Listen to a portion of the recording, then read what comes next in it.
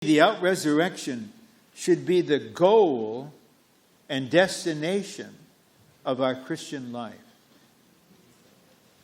So it's the goal during our lifetime. It's not just a faraway goal. It's the goal in your lifetime. Because I say, what's important is how we end. So I just take a little time to share a parable that I invented for the trainees.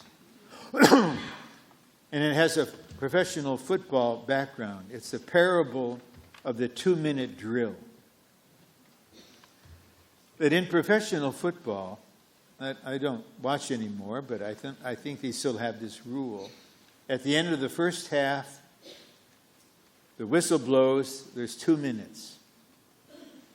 And then especially at the end, as you're nearing the end of the fourth quarter, there's the 2-minute drill.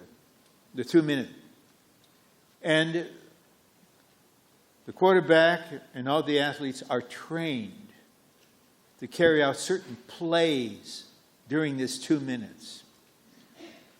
And an expert of this was John Elway with the Denver Broncos. And they were playing a home game. It was toward the end of the fourth quarter. They were 12 points behind their opponent. So even the most loyal fans were starting to get out of the stadium to get ahead of the crowd. But they forgot. This is John Elway, who's an expert at the 2-minute drill. And so they went into action. And they knew what to do. You send your receivers out, not too far, close to the sideline, throw a pass, they catch, step out of bounds, stop the clock. You move ahead. Another one, send out your receivers, not in the midfield. And they'll be tackled and the clock still goes by the sideline. So in about 40 seconds, they're down in front of the goal and they score. They convert. Now they're 5 points behind. But now they have to kick to the other team. The other team gets the ball, they'll just run the clock out. But there's something called the onside kick under certain circumstances.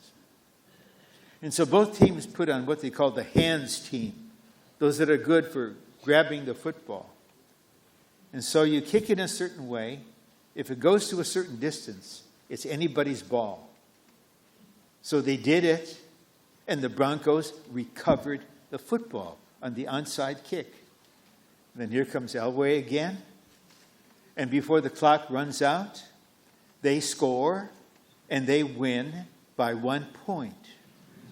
Okay, they score, or maybe 2 points. Okay.